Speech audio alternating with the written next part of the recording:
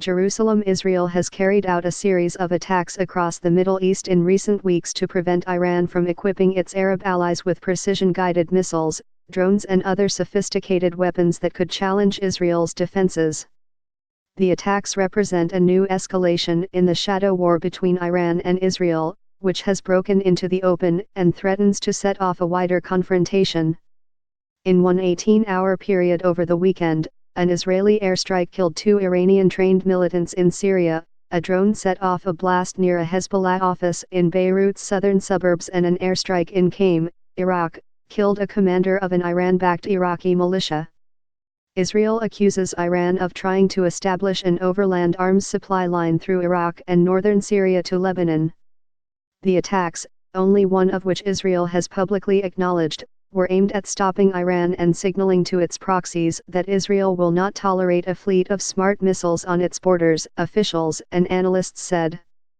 Iran is building something here in the region, said Sima Shine, a former head of research for Israeli intelligence, now a scholar at the Institute for National Security Studies in Tel Aviv. What's changed is that the process reached a level in which Israel has to act differently. Iranian officials said the Israeli attacks would not go unanswered. Major General Qasem Soleimani, commander of Iran's Quds Force, who oversees covert military operations outside Iran, said on Twitter that the Zionist actions are insane and will be their last. While Iran has not publicly acknowledged the transfer of missile technology, an Iranian with knowledge of Iran's regional efforts said that in the past year Iran had shifted its focus from training its proxy forces for ground battle in Syria and Iraq to equipping them with high-tech weapons and training. Leaders on all sides say they do not want an all-out war, but the accelerating pace of violent strikes, often with cheap drones and other covert technologies, has raised the possibility that even a minor attack could spiral into a larger conflict. And public taunting, saber-rattling and domestic politics are all contributing to an atmosphere of volatility and brinkmanship. Israel acknowledged carrying out the airstrike in Syria on Saturday, which it said was to prevent militants from launching an explosives-laden drone into Israel. The drone blast near Beirut early Sunday destroyed what Israeli officials described as machinery vital to Hezbollah's precision missile production effort. Israel's responsibility for that strike, the aim of which was first reported by the Times of London, was confirmed by 2 officials briefed on the operation. In Iraq, bases belonging to Iranian-backed paramilitary groups have been attacked repeatedly in recent weeks, and their leaders have accused Israel, saying Israeli drones had hit their vehicles in Qom, killing 1 commander. Israel carried out at least one of the attacks, on a base north of Baghdad on July 19, and American officials have said that Israel carried out others. On Wednesday, the Lebanese army said it had fired on 2 of 3 Israeli drones that breached Lebanese airspace before returning to Israel. The flare UPS highlight how Iran's opportunistic expansion in much of the Middle East is coming up against fierce Israeli pushback. The military theater has been broadened by Israel in terms of the targeting of its attacks, said Rhonda Slim, an analyst at the Middle East Institute in Washington. It is no longer about Iranian presence in Syria. It is about Iran's network in the region. For years, as unrest and conflict have weakened Arab states, Iran has moved in, building strong ties with local forces that benefit from its patronage while expanding its influence and amplifying the threat to Israel. Iran pioneered this approach by building Hezbollah into Lebanon's most formidable military force, with tens of thousands of trained fighters and an arsenal believed to contain more than 100,000 rockets and missiles pointed at Israel. More recently, Iran has strengthened its regional network by providing arms and expertise to the Houthi rebels in Yemen, militias in Iraq and pro-government forces in Syria. Iran has also strengthened cooperation between its allies. Hezbollah operatives from Lebanon have trained fighters in Iraq and Yemen and sent aid to Palestinian jihadist movements, and Iran has airlifted thousands of militiamen from Iraq and elsewhere into Syria to help President Bashar al-Assad defeat a rebellion there. The lives of the 2 militants killed by the Israeli strike in Syria over the weekend illustrate the borderless nature of the Iranian network. The fighters, Hassan Zabib and Yasser Dayer, grew up in Lebanon, studied aviation engineering in Iran and returned to Lebanon to work with Hezbollah, according to the Lebanese news media. Iran calls its regional network the Axis of Resistance. While its members operate with significant autonomy in their own countries, they share the broader goal of combating American, Israeli, and Saudi influence in the Middle East. Having militarized allies across the region also serves as a deterrent against Israeli and American strikes on Iran, since any such attacks could elicit violent responses elsewhere. Israel's efforts to hinder Iranian expansion in recent years have focused largely on Syria, where Israel has carried out more than 200 airstrikes since early 2017 on suspected weapons convoys, bases, and other sites associated with the Iranian war effort. Israel mostly avoided killing Hezbollah fighters in Syria and attacking inside Lebanon, which could have provoked counterstrikes. This led to an unwritten understanding, often called the rules of the game, about where and how their conflict would and would not play out.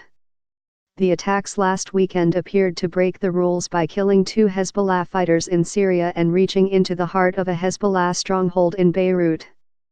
Raising temperatures further are brash public statements on both sides, which seem intended as much for domestic audiences as for each other. Israel's military has taken to taunting its adversaries on social media. After the airstrike in Syria, it ridiculed General Soleimani. On Tuesday, it launched a Twitter account in Persian to try to undermine him with the Iranian public. Addressing his followers over the weekend, Hassan Nasrallah, the leader of Hezbollah, vowed to retaliate, shouting his determination to prevent attacks in Lebanon from becoming frequent. "We in the Islamic resistance, we will not allow for this type of path, no matter the cost," he said. He did not say how or when his forces would respond. "I suggest to Nasrallah to calm down," Prime Minister Benjamin Netanyahu of Israel responded mockingly on Tuesday. "Israel knows how to defend itself and to pay back its enemies. I say the same to Qasem Soleimani, be careful with your words and even more so with your actions." Some analysts suggested that the approaching Israeli election encouraged Mr. Netanyahu's tough stance, while Mr. Nasrallah also could not appear to be weak at a time when American sanctions have hurt his group's finances. Talal Atrisi, a sociologist who studies Hezbollah at Lebanese University, said he expected the group to retaliate against Israel to prevent attacks in Lebanon from becoming commonplace. Alluding to Israel's national elections on September 17, he added, "There are elections, and Netanyahu needs to show that he is protecting Israel, but if there is no response, he'll keep doing it. It won't just be the election. It will become a new strategy." Officials and analysts said the recent uptick in strikes, and their spread into Iraq and Lebanon, came in response to adjustments to Iran's strategy. One involved General Soleimani's efforts to maintain supply lines for shipments of arms and equipment from Iran. Until about a year ago, according to a senior Middle Eastern intelligence official, Iran used unmarked or Iranian commercial planes flying into the Damascus airport to reach Hezbollah or Quds force units in Syria. But repeated Israeli airstrikes drove Iran to reroute supplies through airfields in northern Syria instead. When Israel struck those fields, too, General Soleimani moved to set up a land route. That route goes from Iran through Iraq, where drivers and vehicles are often changed to elude surveillance, before crossing into northern Syria. The Israeli attack on July 19 at Emirli Base, north of Baghdad, struck a shipment of guided missiles bound for Syria. It was the first time Israel had carried out an airstrike in Iraq since it destroyed a nuclear reactor near Baghdad in 1981, when Saddam Hussein was in power.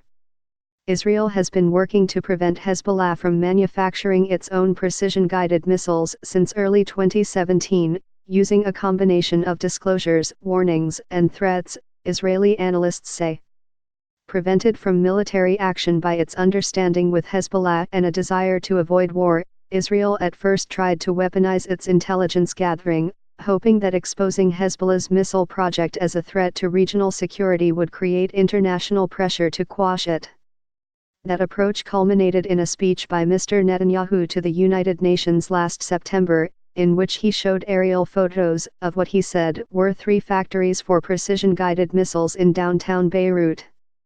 Ophek Remer, a former Israeli military intelligence officer who writes frequently on national security, called the public relations tactic coercive disclosure. But he said that phase appeared to have ended with Sunday's blast in Beirut. He cautioned that the explosion in Beirut still appeared well short of an all-out Israeli attempt to stop Hezbollah's precision-guided missile project by military means. "We're still in the signaling business, as I see it," Mr. Remer said. "We're not really going head-on against this project. But it's also signaling to the international community, either we take action, and you don't know where that leads, or you come in and try to pull strings and influence the Lebanese government, Hezbollah by proxy, or even Iran."